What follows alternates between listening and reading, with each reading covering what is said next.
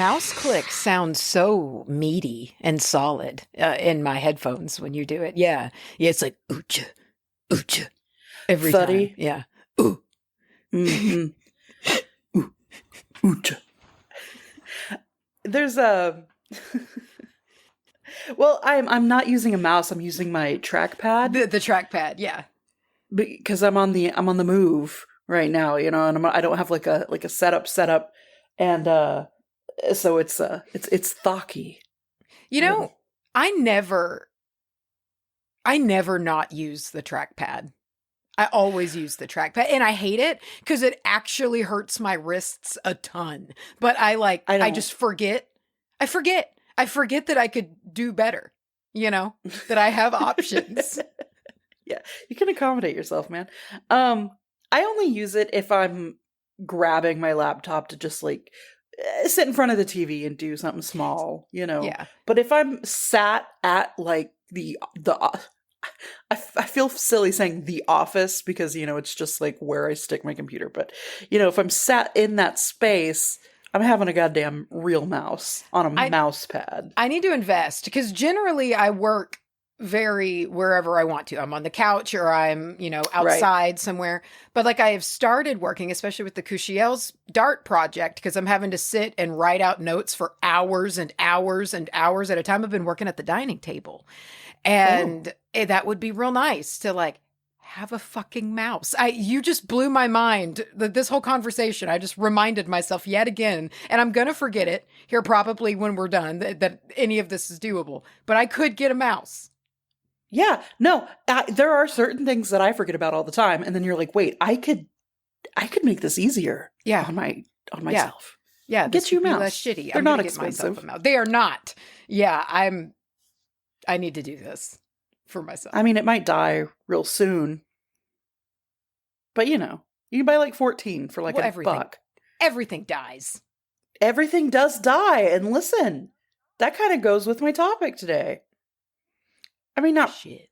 What do you got? Not really, but in a little way. I am talking to you about a crystal that I saw while I was doing research for a different crystal, and it was sort of like over in the ads. You know, you go to places and it pops up 100 different. Yes. And I saw it, and it was the first time I've laid eyes on this thing, and I was like, immediately, what is that? It looks so unique and so tactile. Like, I want to touch it, and I want to put it in my mouth, and I want to rub it on my body. I'm talking to you about something called... Hold on, I'm in the AKA section, so for a second I was like, what's the real name of this? It is called Minalite. Okay, good, because I kind of was getting worried there for a second, because like in your description, you were describing, and I was like, what if we're talking about the same thing? Because, oh shit, what if we are? Shit, we're not though. But I am talking also about a crystal, this one being made of metal. Whoa! With very interesting structures, and I'm talking about bismuth today. Oh, bismuth. Wow. Hell yeah, bismuth.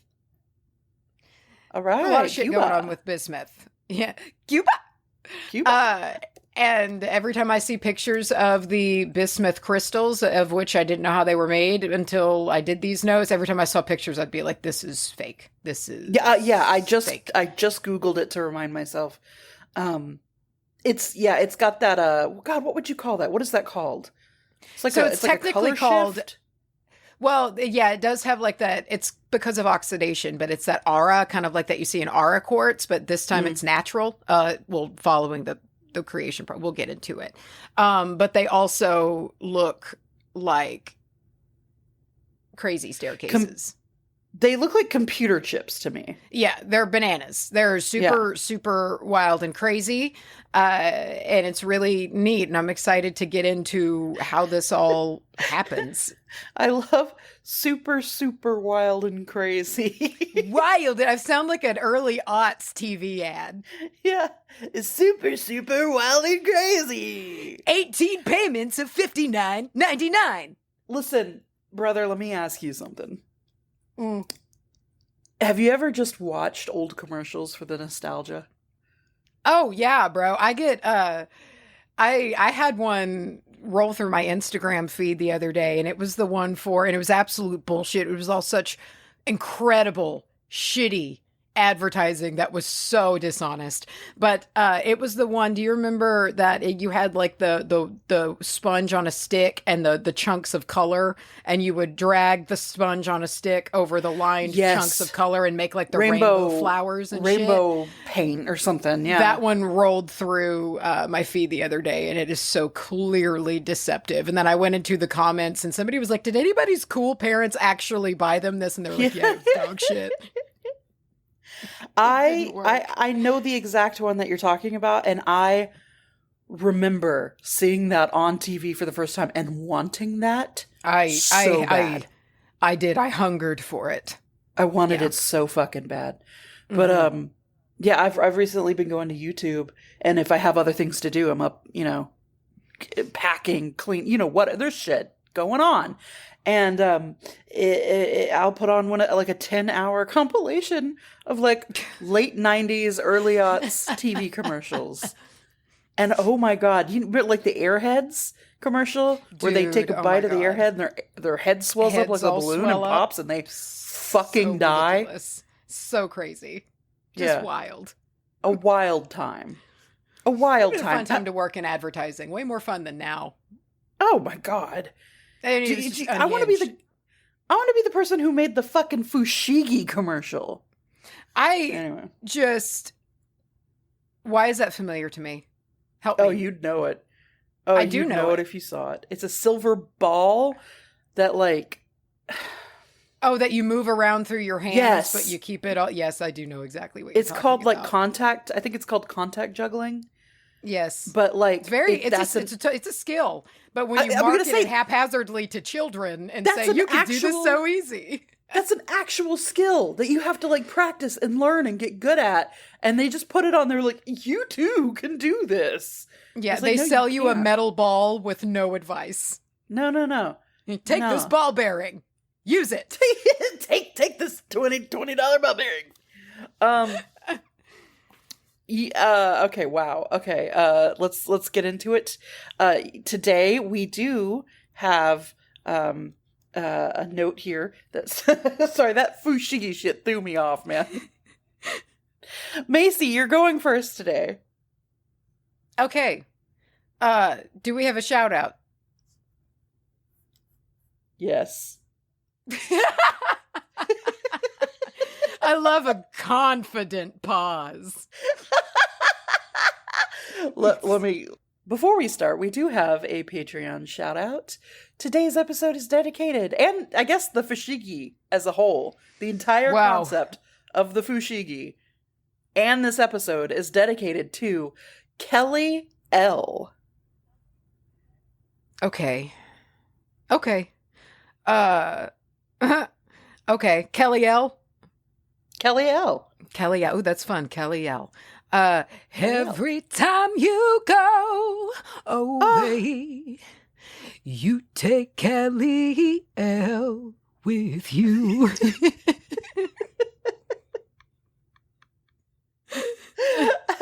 Kelly's like, I don't want to go. Just like every time? Like every time? Every time you like leave for work in the morning, every time you like go to the bathroom, you gotta snag Kelly L. Wow.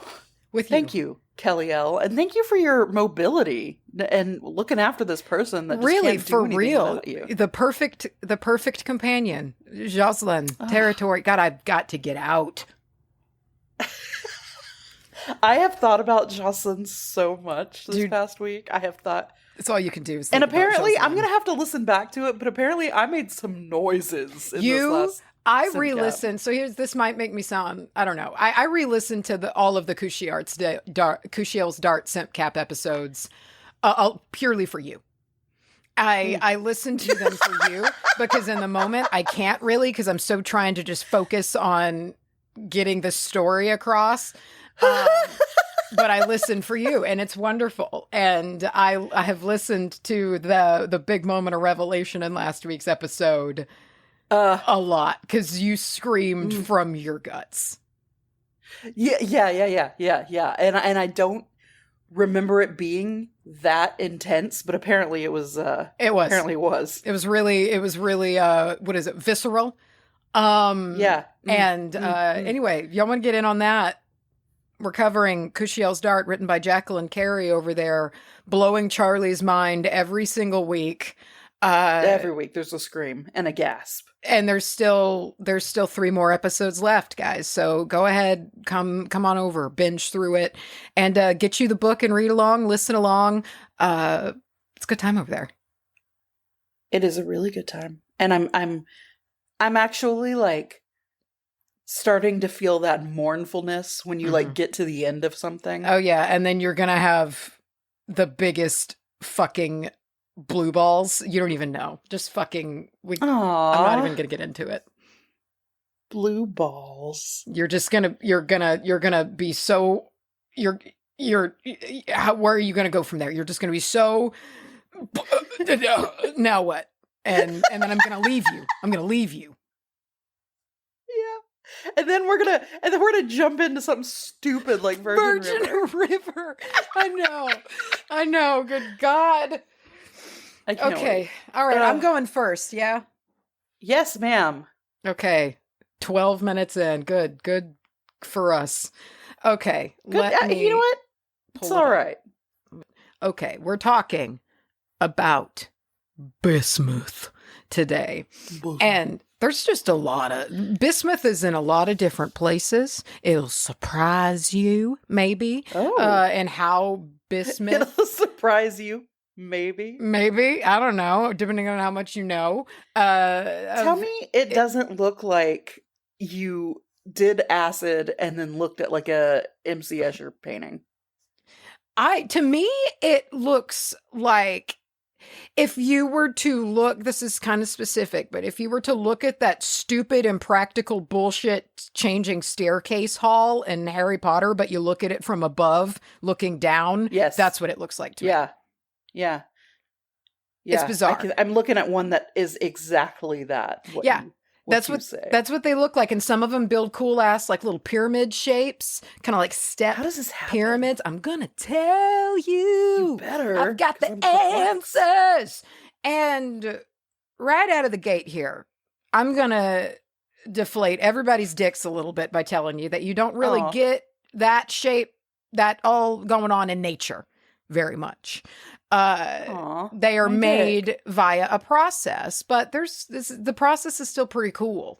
And we'll get into how all of that works. That's not to say that bismuth isn't found in the world. It's just, you don't generally find it in the rainbow, like psychedelic shapes, that you can find in a crystal shop.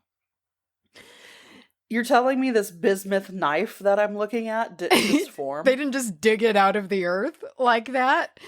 But I wanted to talk about it today. Why are there so many bismuth knives? I mean, I kind of want so one. Many. I want one. A metal fucking bismuth knife. And if you come across one of these in the shop, you might think a couple of things. And the same, like, you might kind of, one, like me, assume this is fake. Whatever this is, it's fake. Trickery. Or it's like kind of like a what in the Alice in Wonderland, like, fuck am I looking at? Like, what is this? Because that was another question, because it's called a crystal. And I was like, I don't know about that. Yeah. It just doesn't. This is metal. So let's break this down a bit. So bismuth, and it's just pure raw form, it's a chemical natural element. It's on the periodic table of elements. Remember that old thing? And the symbol is Bi. The atomic number is 83. And now, so again, this bismuth that we were talking about does not look like a rainbow staircase, but it has some really interesting properties. And bismuth is diamagnetic, which means it's actually repelled away by magnets, and like intensely so. Like it is like one of the most or the most diamagnetic substances on the earth. And I guess that means it'll just scoot away It'll just try to always scoot away from the magnets, which is cute. I don't like it. Get away. And it is also one of the least thermally conductive metals. So bismuth is just kind of doing its own thing over there. And it's also similar to water in that it expands when it freezes. It's just got some cool shit going on with it. And it has a very low melting point, which we will get to later. So naturally, bismuth is a silvery brittle metal, and historically it has been confused a lot with tin and lead because they look pretty similar in their raw forms. But something about bismuth is that it does naturally oxidize, and in its raw form, before it's all melted down and gets the crazy rainbow coloring, in the raw form, it'll sometimes get kind of like a rosy cast oxidation on it. But again, we're not talking about the raw form here in today's topic, really. We are talking about bismuth crystals that have been made via a process, the staircase, crazy looking ones. And this shape, this style of crystal is actually called a hopper crystal. So yes. Oh. I don't like it, but it is what it is. And okay. With hopper crystals. Are we saying popper? Hopper. Or okay. Yeah. And with hopper crystals, you have like these really defined edges, these spiraling staircases. Spiraling like square staircases, but the centers aren't filled in. Or you have like these step pyramids and the edges, it's like there's distinct edges, but it's not filled in places. So we get back to that later. Let's talk a little bit about bismuth from a commercial sense first. Just because we are going to be talking mostly about these hopper crystals because this is a podcast about witchcraft.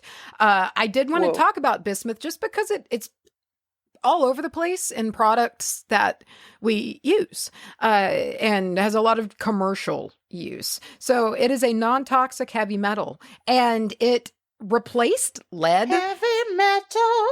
It replaced lead, which is good in a lot of things because lead kills people or makes people, it's, the whole thing about it being poisonous.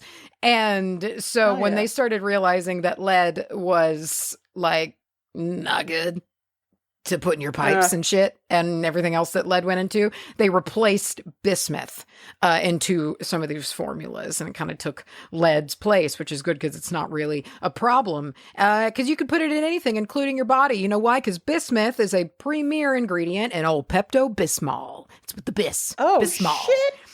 And it... Good for you, Bisquick. What? And so it's... I was just trying to do that thing where we go back and forth and make it and do different words. You never give it. We never give it a lead in. No. Good.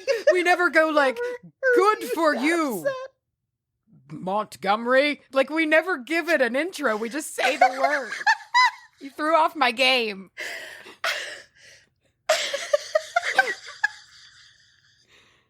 Oh my God, I feel bad. I've upset you. Listen to me. It's not ground up just bits of metal that's in the Pepto-Bismol. Thank goodness it's not just metal shavings in there. Are you sure? Yes. It is combined with an organic molecule called salicylate, and they go together. And that's what makes your guts not so upset, is those two things together. Yeah. And question for you, bro. Do you get the mint Pepto-Bismol or like the other flavor? Because isn't there like a minty one and then there's like the bubblegum one or whatever, the Pepto-Bismol flavored one? Or do they all taste like peppermint? I don't know if there's different ones. I do know that the mint thing is real because I never really look. Because if I'm at the point where I'm getting Pepto, I'm just grabbing the pink shit and running out of the store and hoping I make it home. Yeah, Pepto, it's like, it's something that is going to work. But dude, it is so hard for me to get down. Just the texture alone is so hard. Yeah. Oh my God. And there are some people out there who really enjoy it.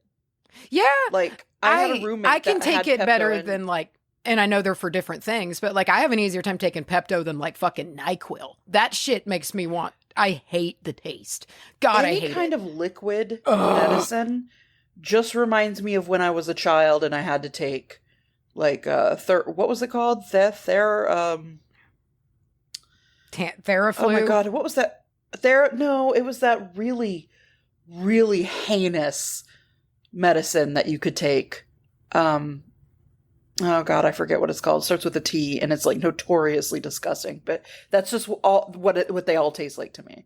And Yeah, I they're know that terrible. the liquid is gonna like work the fastest, but I still just about won't do it. It's so awful. I hate it so much. Like I will have to like hype myself up and like hold the little cap full and just be like, okay, Here all we right, go. Let's all do right. it. 1, 2, 3, go. Yeah, it's terrible. I usually have a slice of lemon waiting for me as a chaser, as if it's a real shot, because it actually it works really well. Immediately, like a tequila shot? Yeah, I have it ready, and I'll just like have the little wedge there, and I'll like take the nasty fucking medicine, then bite the lemon wedge, and it kind of takes that taste out right away. Hey, good tip. Anyway, so that's just one of the many uses for bismuth. And another is that it's in cosmetics. It's in a lot of cosmetics and has been used in cosmetics for a long time, all the way back to Egypt. When they would use it in decorating the skin, it kind of has this pearlescent, iridescent property when it is mashed up and ground. And it's still used in a lot of cosmetics today. And again, though, what you don't generally see in nature and what they are not grinding up and putting in cosmetics are these hopper crystals. The windy, colorful ones. And so not only are these generally made, they are created in a lab, but you can also make them at home, which... I'm sorry. What? Fucking careful. Like, you're working with hot metal. I don't personally recommend it, but I watched a lot of videos of people doing it, like, on their oven. And... this is possible because the melting point of bismuth is pretty low for a metal, especially. So it has a melting point of 271 degrees Celsius, which is about 520 degrees Fahrenheit, but you can get that high on your stovetop in a saucepan. And like, don't like just cook bismuth for fun. But you can, apparently. And there's like YouTube videos of like people making their own hopper crystals at home. And metal is crazy. Melted metal. So, dude. Weird. I do kind of want to touch it or like drink it though. See, that is bad. I know you'll immediately die. Yeah. But I do want to poke my little finger in there. Yeah. Yeah, the drinking is awful. Isn't that how they killed fucking the other Targaryen brother that was a piece of shit? They poured molten metal down his throat. I can't imagine anything Yeah, they worse. put gold on awful. it. Yeah. Really shitty. Way to go. I mean, and the thing is that's like painful. Yeah. Yeah. Like, I mean, it probably wouldn't kill you immediately. You would just sit there and kind of hurt it's for a long time. Intentionally cruel. Very bad. Until you choked on the molten gold. I remember that stayed with me when I read that scene. That's one that like really stayed with me. I was like, yikes. Seems like it's awful, but like there's a little bit of luxury there. I mean, luxury death. This is probably a bit violent for this show, but does that mean then that you can get it out later? That you'll have like a cast of his... Truthfully, a golden cast of his esophagus? I think it would. Is it going to be like a mask of his face, and then it like goes down the throat? That's kind of tight. I mean, if you're talking death mask, that's a hellacious death mask. I mean, some goth would like buy that on eBay or like an auction. And like have it on display for like a lot of money. That'd be sick. I'd consider it if I had a whole bunch of fuck you money. Oh, dude, if you had fuck you money, I'm getting everybody's death mask.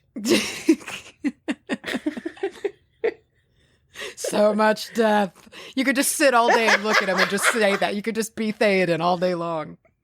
What can men do against such reckless Just hate? moaning around your death masks just all day long. You're just staring at your death masks all day, just giving a good Morrissey moan every once in a while.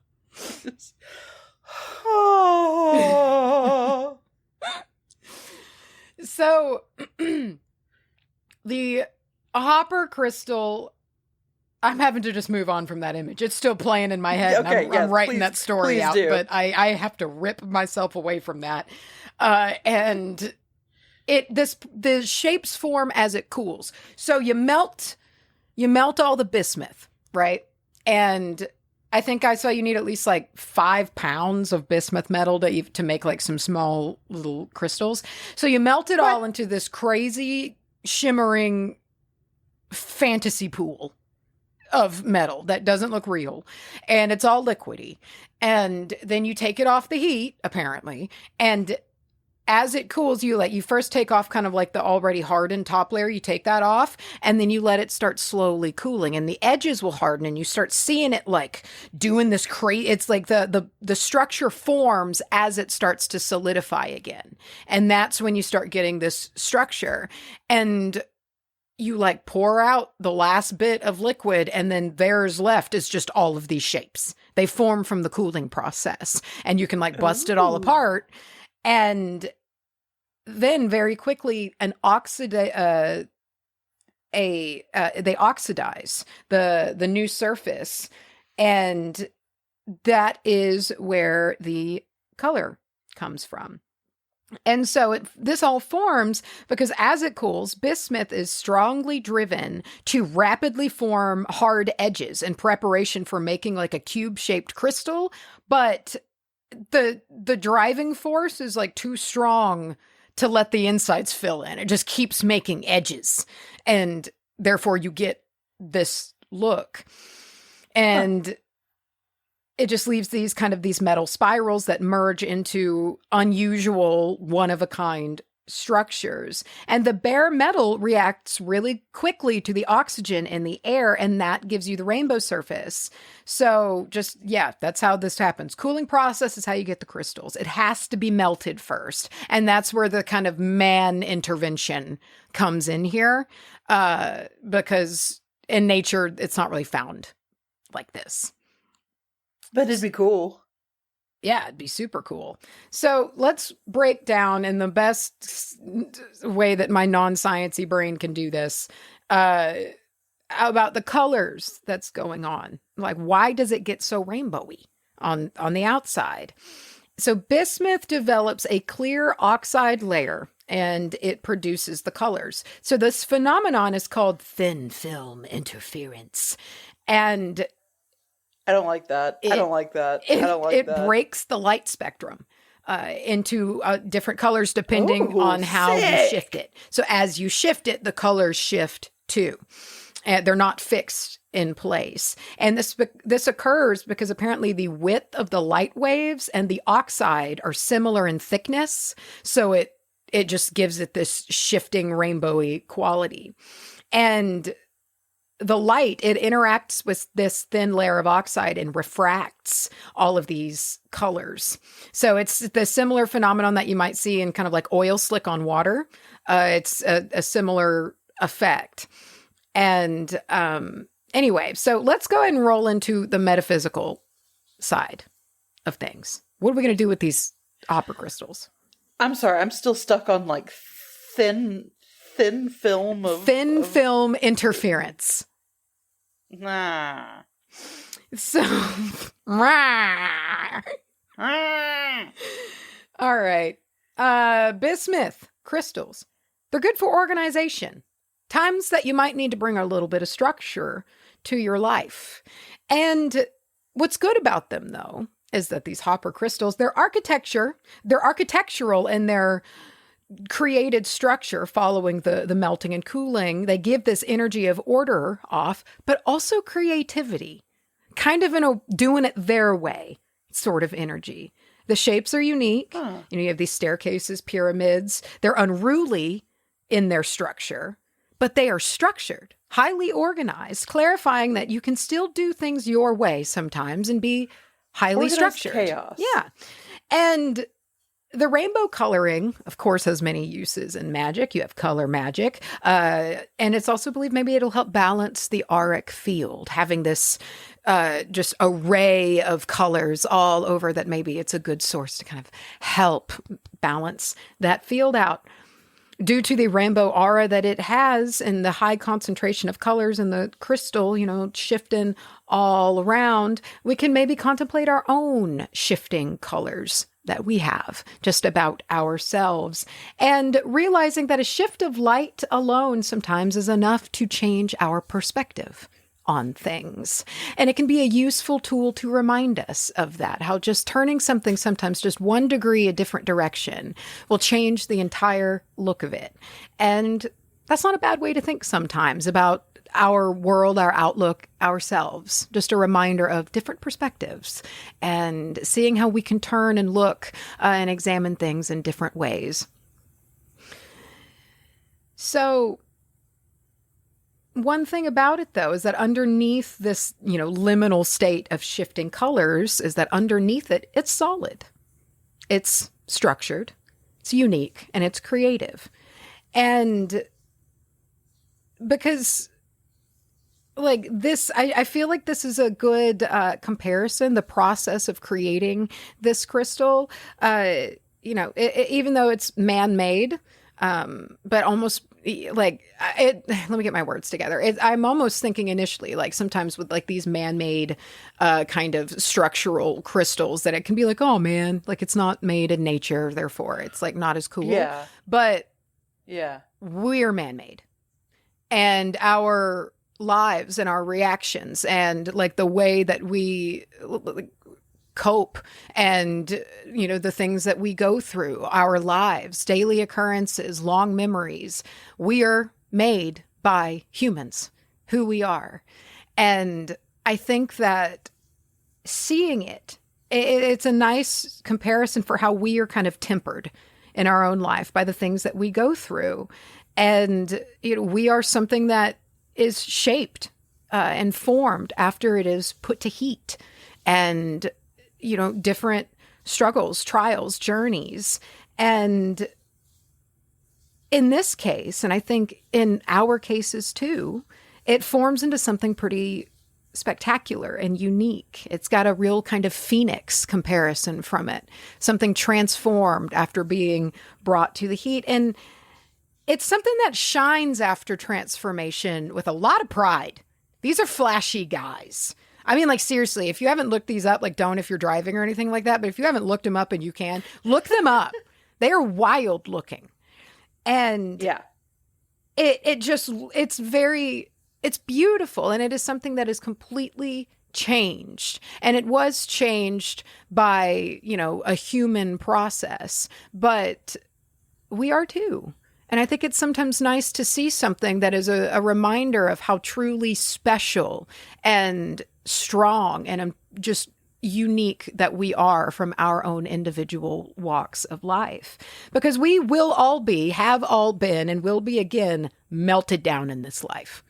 Unfortunately, it's just the way of it. Like, and it's kind of like when moments in our life when we have to get brought down to our foundation, whether it's emotionally, literally, like the points of adversity in our lives when we sometimes really are like, oh my God, what next? And whether it's the start of a path of transformation or just the fires of transformation as they shape us, sometimes it can feel like we're inside that cocoon and we're the goo. We are not longer, we're in between. We're getting I want to be the goo. Changed. I like being the goo. Be the goo, bro. And we find ourselves in that gooey state sometimes. And we have to reform after it. And bismuth crystals, I think, are useful to have in these times of transformation because we can look at them and remember not only are we going to reform, but we can reform precisely how we want to. We can solidify into something spectacular, not conforming to what's standard. And maybe when we're done, we'll shine like the color spectrum. And I also like that it's metal. It just makes it so firm. It's like, it's not, this thing wasn't carved. It formed like this, and it just formed this way because that's what it fucking does. And it doesn't matter if you look at it and you're like, what the hell is that? How did that even happen? It just does it. And bismuth, when mixed with certain things, it's soothing to our body, our digestion, and these properties carry over to the physical form. It's a soothing crystal, one that our eyes can kind of, you can walk the path of it, trace the lines, kind of tune yourself in to that, just a nice little chill out session, and let your eyes follow the lines of the stairs spiraling all over it. Cool yourself down. And you can run your little finger over. Yeah, I was kind of like, that could be like a really nice like sensory come down object. Okay. I feel like when you're really kind of feeling a little overwhelmed, just dial into this, trace the lines, whether with your eyes or with your finger, and just kind of, come back down with your tongue. Ooh, it wouldn't hurt you, you know. Eh? And and sometimes we need to cool down, so to speak, whether it's from anger, overwhelmed, feeling sensory overload, or sometimes just feeling like things are too loose. They're too uncertain to like your bowels, to feel comfortable. Hey, sometimes them bowels be loose. And bowels be loose. That can be a stressful time. All of these times can be stressful times. And especially when it feels just like everything is just sort of up in the air, and you don't exactly know for certain what's coming next, how you're going to do this, or anything like that. Those can be pretty unsettling states to find yourself in, and times in which sometimes you just got to be like, all right, what the fuck am I going to do? And in those situations, and I say this a lot, and this is not a line or anything that I've made up. It's something that I said a lot, but cooler heads prevail often. And you didn't invent that. No, did you know that? I did not write that, but I was going to say merch, but I guess not. No, but I do believe it very strongly that to kind of come down to a solid space to try to plan your move. And that's kind of the energy that we've got here. And in the same note, it's a good crystal for transitionary times, whatever those may be. And sometimes the heat, the process of transformation, it can temper us into something brilliant. And whether you're the gooey moth, it or not, whatever, the process of transformation, you're just in it. It generally, transformation isn't something that's always comfortable. Oftentimes it is not comfortable. It's an uncomfortable process to transform, whether physically or emotionally. That's kind of the point. Yeah, that's the way of it, is that it's not necessarily an easy process, but it's often worth it, especially if it's what we feel we need to do to be our most authentic self, to be that gleaming, spiraling staircase of metal. And bismuth is very much tied to the sign of Aquarius, which makes sense. And look at it. Yeah. You could look at it and be like, Yeah. Yeah. And Aquarius would have a metal crystal. It just makes sense. I don't know why it makes sense, but it makes sense. Didn't quite understand these. Yeah, it's like a space crystal. But like close enough. Yeah. It is. It's like, I don't know, some human rock or something. Yeah, look, humans like this. Yeah, that's how I feel about it. It was like big Aquarius energy. And I was like, yeah, okay.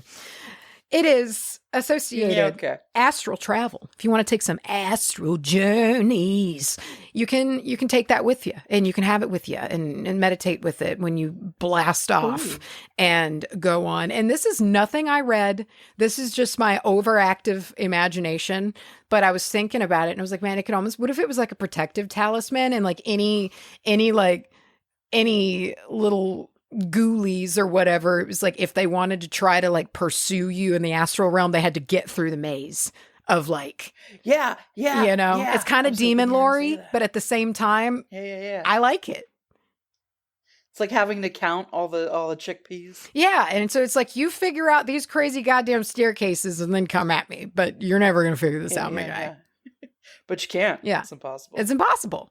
So there you go. If you want something like that for your astral travel, plus the energy of it alone is just one that is apparently conducive to astral work.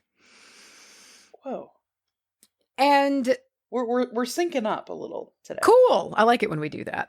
Yeah. And so take yourself a look at some bismuth hopper crystals, these beautiful auric kind of colorful crystals. And there's all different sizes. You can spend a little of money or a lot of money on these guys. If you cook it yourself and burn yourself to bits, don't blame me because it looks dangerous as fuck. But if anybody's ever done it before, we're actively saying don't do that. Yeah. If you've done it before, I'd love to see what you made. Just because, damn, respect, metal is scary. But I'm curious about it. There's also, though, if you are a bit afraid of, what is this, fucking metallurgy? I don't know. But if it makes you nervous, there's a bunch of cool ass YouTube videos of people making these. And that satisfied my itch to make it myself. Yeah, it was neat. Yeah. I got to watch some cool rainbow metal get formed into rainbow metal staircases, and I was like, you know what? That's enough for me. That's enough for me. I am satisfied. Yeah. That's what it's made for. Yeah. Whew. Oh. What was that just sounded like a haunted house skull? Did you hear that? Hold on. It's still going. Whoa. That was terrifying. That was creepy. Somebody outside just walked by. Someone lost their tongue. Scariest noises. Ew. I'm scared. I don't want to talk too loud. I'm scared now. Whoa. Charlye. What? Do you want to decorate your feet? Always. Decorate your feet suit? At every turn. Yes. I want as much attention on these Peggy Hills as possible. Oh, good. You should. And listen, we've got exactly what you need to pretty up them feet. Okay? Oh, yeah. Because Blessed Be Magic has rolled out some anklets, some sweet, delicious anklets for your very own ankle. That is yours. I just need a moment to absorb that information. Yeah. How fucking cool is an anklet? I love an anklet. I love an anklet. Are you kidding me? I'm so into an anklet. When I see an anklet, I'm like, whoa, that's an accessory. And I'm not even saying that to be sales pitchy. I really love an anklet. I do too. I see someone with an anklet and I go, they've got it figured out. I think they make ankles look really pretty. Yes. I just like it. I think that our ankles look really pretty when they are surrounded in metal and beads. You're not wrong. I'm not. And just sort of as like a double up, I'm looking at some here, and we've got some sick ass symbols on some of these anklets. And like the symbols really go here. Like you got the classic, you got the pentacle, you've got the Lilith sigil anklet, which is badass. I mean, that's you've on got my necklace. I might match my anklet to my necklace. Then you will truly have life solved. Yes, I really will have it figured out then. I mean, you'll be from neck to foot sigiled up. Protected. Just those parts, though. Well, or it's the sandwich. Or what if it's just everything in between? Yeah. Just my whole torso and legs. And so something that I love. So here's the deal. Talking about decorating them ankles. Blessed Be Magic says, you know what? You might not want a silver anklet to decorate your ankle. Maybe you want a rose gold one. Or maybe you want a yellow gold one. Yeah, bro. You got options to decorate however you want to. Listen here. I don't know if this is going to make any sense. I'm a silver girl. I'm a silver girl through and through. Or white gold, But an anklet? I'm getting that gold. I'm getting that gold, brother. I flip-flop all over the place on my metals choices. I'm not loyal in that regard. I love a rose gold. I love a sterling silver. I love a gold, you know. Okay. And all of my blessed be magic pieces are just, they kind of run the gamut of all three. And see, I'm that loyal Leo, man. I've never gotten anything but the GD white gold. But listen, this time I'm going to break that. And I think I might break it with listen, you can pre-order right now, save yourself 20%, a little plug there. You get the Lilith collection, and it's got the anklet, the bracelet, and the necklace, and I kind of want to drip out in Lilith. But armor. There's also like Hecate's wheel and the triple goddess and the pentacle in this little set, the pre-order set and the triple sets and all that. But I'm gonna go ham into Lilith. Why not, bro? Yeah, and then you could, because there's also the set that's like the bracelet and the anklet. You can get your limbs nice and sigilled up, and all of your limbs and extremities. You can get them all symboled and sigilled up with these powerful symbols they're nice and discreet, and a lot of the times just for you, which is something that's nice and special. And it's like, it's my little secret, and I love that. Yeah, they are delicate, and that's something that I love about like the wheel, or perhaps some of the North mythology necklaces.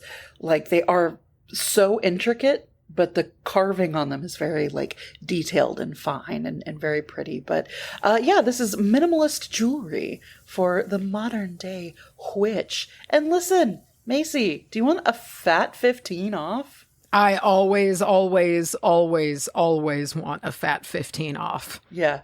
Let me get you that fat 15. Please. When you enter the code witchbitch, all caps, one word, witchbitch. Witchbitch. Do it. There it is. blessedbemagic.com. That's magic with the K at the end of it. Longtime sponsor of the show, by the way. Blessed Be Magic is like our best sponsor. So they're a big time friend of the show. Like, for real. For years. We've been working with them. They've been working with us. Big time friend of the show. Check them out. And they're always rolling out new shit all the time. And it's always beautiful. So just save that site. Give it a little peruse every now and again, because there's always new perfect little pretties to make you feel like you can blow doors down with your palm magic. Every time we talk. Yeah. Seriously. I feel like every single time we talk, there is something new. Yeah. So give them a look. Big friend of the show, Blessed Be Magic. Get you something nice. Decorate your stems.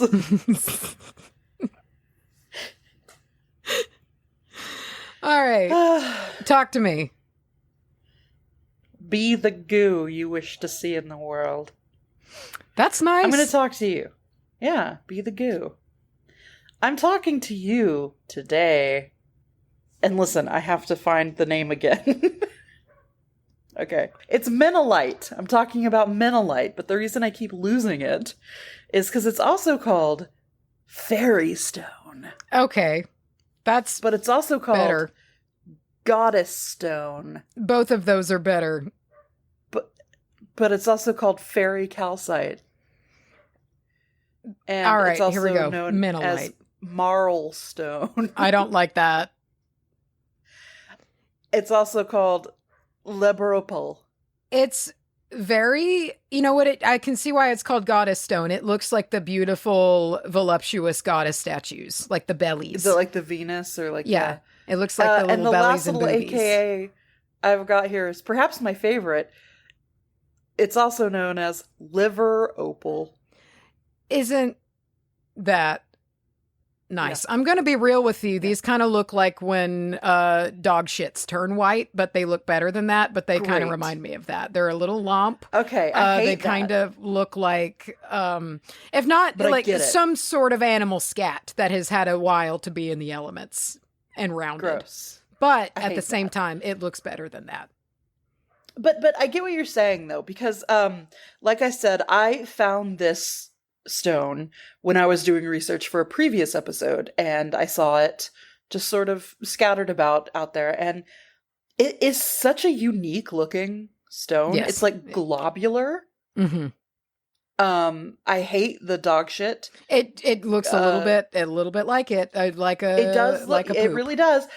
But if you keep going, you'll find the ones that look a little globular dog shitty, but then you'll also find ones that look like clouds. Yeah, You know, no, just the really shapes are all over the place. strange and smooth and kind of like puffy. Some are looking. flat. It looks like you could poke it and it would feel like marshmallow. Yeah, you know, like that But, the Crayola, like white fluffy modeling clay. Have you ever used that Yes. stuff? That's what That's this what it looks looks like, like. It looks just like Yeah, it. yeah. It also reminds me a little bit. You know when people make elephant toothpaste? No.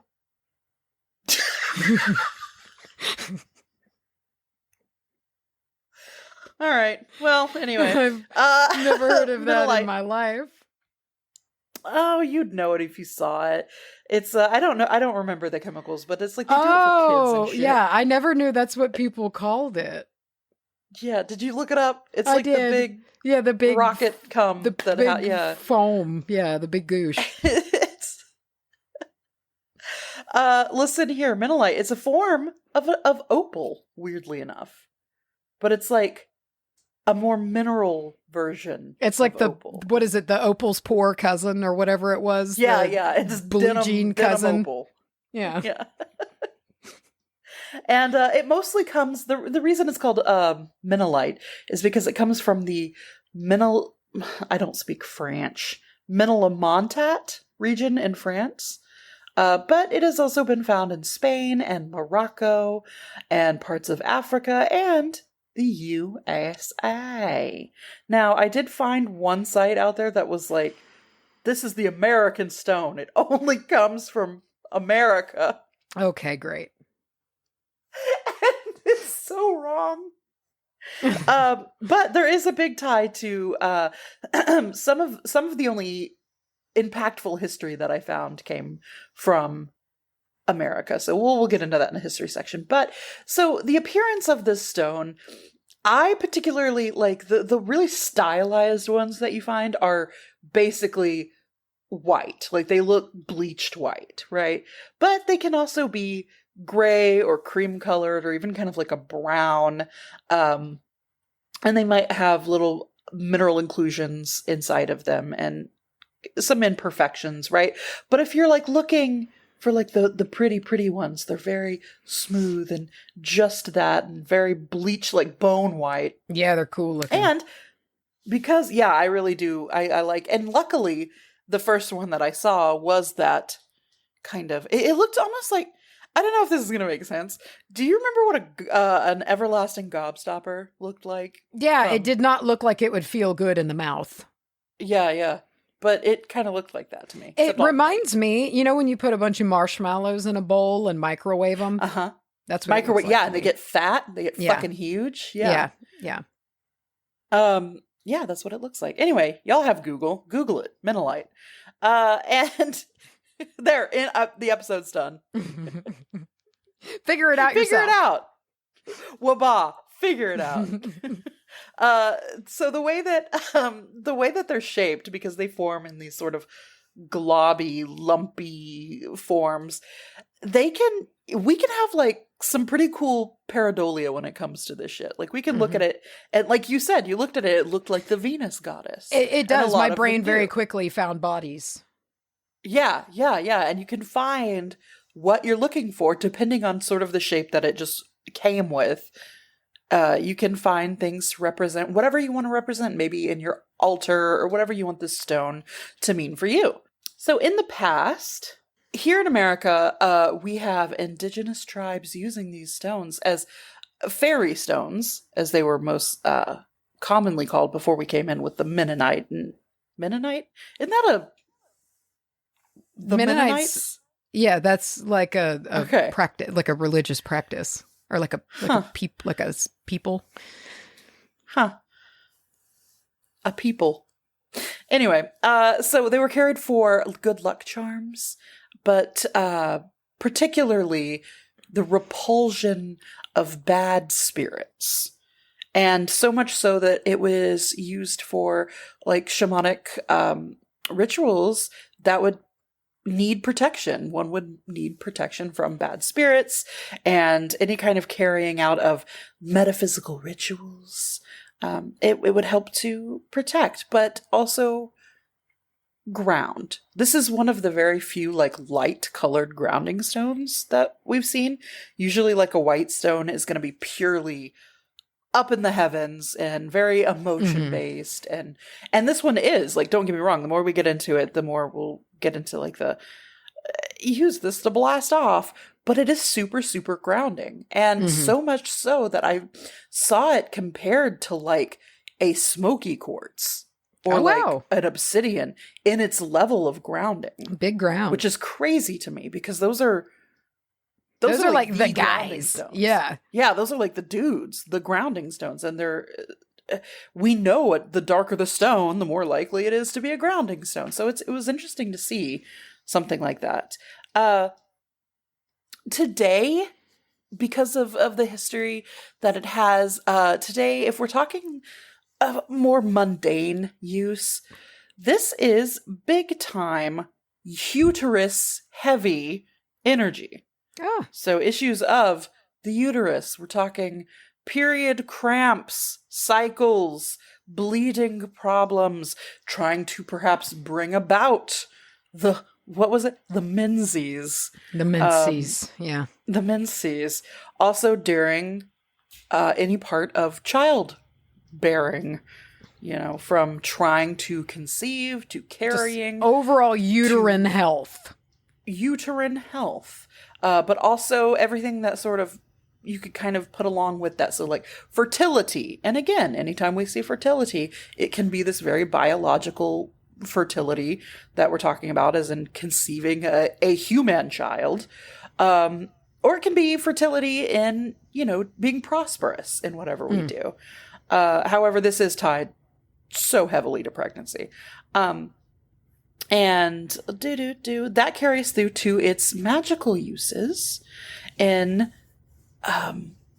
being a protection for my brain went blank. I forgot the word for babies. For being a protection. That's how disconnected I am. And I'm the fucking alien. Yeah. What do you call them? They're like cubs, but for people. The human cubs. The larval stage of the human. The stone can be used for protection. It's one of those that you can like throw up there in the nursery shelving, along with like the sure. I think celestite had that kind of vibe. And what's funny to me about these celestite and this one here, and all these like baby looker out for stones, they have that look like it belongs in a nursery, like that kind of fat, puffy, it is. It's look. it looks very, yeah. Like I can't even really put a word to it. Pillowy? Yeah, it kind of, it does. It looks, don't know. It doesn't have any sharp edges on it. I mean, it's not to say that you need to give them a piece that they could immediately shove into their throat and choke. Yeah. But like, I get stronger, what you mean, man. for like having it on a shelf for the energy, Yeah. For that protective energy. And it also goes through for any kind of rituals having to do with our internal health when it comes to the uterus, for period. Sometimes I saw that it was used for the representation of period. Because, okay, we talk a lot about bodily fluids within witchcraft, right? And if that's not your vibe, or perhaps you do not have a period or access to a period or whatever, this stone can be used sort of in that place. Now, of course, we also have things that you can use like bloodstone, obviously. Sure. But if this kind of goes more towards your intention, then it's a little, you can use this to represent that. And your intention with the stone, moving into the metaphys, might be to talk to ghosts. Cool. Which is my favorite thing to do. Timely too. We're getting it. It's ghost talking time of year here. It is ghost season. Yeah. They're here. They're ringing you up on the phone. It's time. Say hello. And not just speaking to ghosts, actually. It everything about this stone is very divine. Okay? So it's we're talking about speaking to spirits that are perhaps, maybe, I hate to say it, but a little elevated, like a little above a human spirit. Hey. You could use it for that, but it's sort of like bringing out the fine china for like your fucking, cousin that comes over all the time, right? Okay. Like, it's just a little unnecessary. You could do it, but like you could also talk to God or whatever, right? Wow. Yeah. And very divinity based, very divine with these particular spirits that we're talking to. And also using this to connect to your particular spirit guides that might have access to and thus help you have access to Akashic records. I mean, it'd be useful. Yeah. It can also be protection to, like, it's not so much protection through an astral travel, but it's like inviting these spirits to come along with you through that astral travel. Yeah. And also accessing, now I don't know what this, listen, you can take this to mean what you want.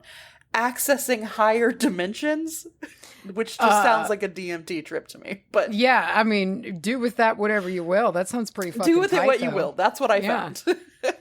And a big part of this stone that I really like, because so much of the stone is about birth and about life cycles in that way. A big part of the stone is actually about death and accepting death, having any kind of ritual or spell that you might do to perhaps deal with grief or be dealing with grief or have to come to terms with the fact that, like, maybe you or someone you know or are close to will be passing soon. Mm-hmm. Or if you just have like a general fear of death and what that means, this can help kind of put that into perspective. And it can help us accept that as like, hey, this is a transitional period that you're going to have to go through, just like being born, and it can kind of help hold your hand through that and understand that a little bit better. And that to me is the real treasure within this stone, because so many times, and I don't mean to discount it, but like so many times we come across stones that are like fertility this, fertility that, fertility this. And it just means like it's very common, I guess, is what I'm trying to say. Whether it be, again, for your biological fertility or for standing in to just be the abundance and whatnot, you can grab, like, you stick your hand into, like, one of those shelves that they have at all the metaphysical stores with just, like, the tiny rocks. You can just pick one, and it's probably going to help with that, right? But we've only talked about a few stones that help with the fear of death. And I know that that's a big one. That used to be a big one for me. Like a massive one. Oh, yeah. I used to have a lot of existential dread and fear. The fear that I had surrounding death was all-encompassing at one point in my life. And not so much anymore. No. And that's not so much anymore. However, I do know that particular fear can be hellish and so scary. Because it's not just this fear of like, oh, what if this one bad thing happens that may or may not happen? Like, this is gonna happen. Like, it's gonna happen to everybody, right? Yeah, nobody gets out of here alive. And even still, like, while I feel much, much better and pretty at peace with it all, every now and again, like right before I go to sleep, it'll just be like, boom. Yeah. Yeah. And every once in a while, as much peace as I've made with it, I will have just the cold sweat, eyes dilate moment of like, it's gonna happen. Yeah. Never forget it. And it's just like, oh, shit. So if that is perhaps a persistent fear in your life, traveling with one of these can be helpful to you. And I don't know, like, you could do something fun with it. Like, find one that looks like a little tombstone, and cool. And just, kind of help work through that a little bit. Little lumpy tombstone. And outside of that, the last thing that you can use this for is just general fear. It doesn't have to be so targeted. I just wanted to talk about that one up front because I like that's the use I like for this stone the best. And but if you are struggling with any kind of persistent fear or fear about anything in particular, this can be something that you add into your spell work to overcome that fear. But, you know, also use it to blast off. So there you go. Hey. That's Minalite, which I called Mennonite several times. Hey. Minalite. Minalite. That doesn't sound tight. That doesn't sound right to me. Every time you say it, it doesn't sound. It doesn't sound Minalite to you. It does not sound Minalite to me. No. Give a good Laszlo. Ah! I'm sorry. Oh, wow. All right. Man. Okay, this was a crystal heavy episode. Short, yeah, man. Sweet. There you go. Tasty. Man, it's so early in the day. I like this. Yeah. Like a morning record. You know what else I like? Mm. It not being 106 out anymore. I know. I'm so excited to go for a walk. I'm going to go for a walk after this in the woods, and it's going to feel so nice. And I can't fucking wait. And it lets me know that even though next week's going to be goddamn piece of shit fucking hot again, it's coming. Yep. It's coming to an end. Yeah. Tendrils of fall. I saw someone say something that like this weather of 95 degrees was like it feels like it's coffee and like put on a sweater, and I'm like, yep, it's a ball. I wore a sweater yesterday. Yeah, I wore a sweater yesterday. Like, and I didn't even feel hot. I saw so many people wear. I didn't feel hot. It felt so refreshing just being 94 degrees that I was like, shit, do you feel this breeze out here? It's like 70 degrees out here. This is nice. It's ridiculous. Yeah. Oh my God. We've been so abused that this feels that 95 is so fucking hot, and it's humid right now too. It's like 95 and big time humid. Disgusting. I don't give a shit. I don't care. Yeah. It's great. But no, it feels like it's chilly almost. No, God. Yeah, the dogs are outside. They're able to be outside and not cooking to death. Oh, it's a blessing. Like little chickens. Yeah. But you know what isn't? You know what's still hot? And burbling. Actually, I'm going in a different direction than I think we're on two different pages, and that would have been a good lead-in. I thought that you were going to, for once, do a very seamless, easy segue. I was even trying to help you out with it. What do you mean for once, bitch? That's my middle name. That's true. I know. You do Charlye seamless transition, queen of segues, Michelle. Fuck off. They're all or nothing. Like, sometimes you do have some that have blown me away. Like, you've gotten me good a couple times. I can't discount it completely. Yeah, I have. You're like, I was going to say. You're all or nothing. I was going to say, you know what else is hot? What? Join us over on Patreon for Simp Cap, because things are heating up with the Cushiels. Enough that it made me scream. You screamed. And scream enough that a lot of you commented on it. Screamed loud. You screamed loud enough to make a small child scream, apparently, which was really fun to read. Oh, yay! That's all I want, is to scare kids. We've got a hell of a journey to continue with. Like, as I've said to you on the last episode, there's essentially a whole other book waiting at the end of what we just got through. That's still this book. We are nowhere near done.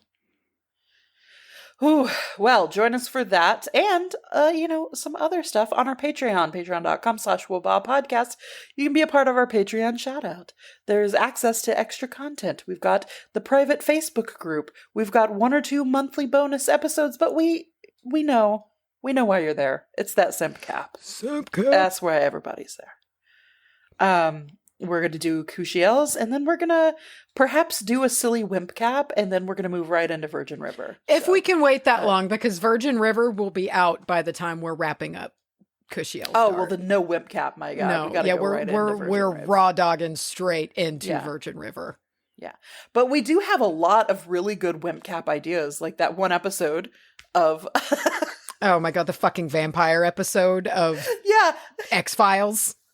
X-Files. Mulders. Yeah. I would love to do that one. I want to do that one. Yeah. Because that's his crazy escapade episode. Then I want to also do Scully's weird tattoo one. That she has a weird fuck episode. When she goes and has her weekend with that guy and they have the possessed fucking tattoo fuck fest. I need to talk about that. Absolutely. And I forget what else now, but I know that we have a bunch. Killer Clowns from Outer Space, the movie That's right. Legend, with fucking Tom Cruise and Tim Curry as Satan himself. There's so many excellent. I'm leaning in. I want to do a couple of good shitty older movies. I think that would be a really good time to do. We're gonna need to do some Halloween ones as well. Yeah. I would like to do the Witches of Eastwick, perhaps. Oh, that's fun. Or something. That's Witches of Eastwick would join be a us. treat. That is, again, patreon.com/wbahpodcast. We also have an email address for your advertising inquiries and your spooky-sode entries. Speaking of spooky, our next spooky-sode coming up is going to be the big one. It's the big one. The big one. Thicky thick, which is funny because it's like the big 4-hour one, which seems so used to seem like such a big deal, but we've been doing that every week for the past 6 weeks with Cushiel Start. So it's fucking bring it on. I don't even give a shit. If you love the long form. Yeah. I did like that somebody put the Charlye Kelly red string meme. That's what it feels like. I think this is what Macy looks like. That's exactly what I feel like every single week. And you can join in on that on our Facebook, Witch Amateur Hour, our Instagram, Twitter, OnlyFans, which we'll do something with maybe one of these days. Got to get better internet. It'll happen one day. All linked. Oh yeah, did you say that might be a possibility soon? I think it's within a couple months. I think everything might be changing within a couple of months, and then y'all are OnlyFans content, dude. We'll be able to record our streams and be able to use those and share those. It would change so many things for me to have internet that actually functions. Sick. Coming soon, maybe. Fucking maybe. We'll see. But yeah, that's it. And listen, I'm going to go clean my apartment out for the final time. Goodbye. Clean it out, bro. All right. I'll talk to you on Thursday about stuff.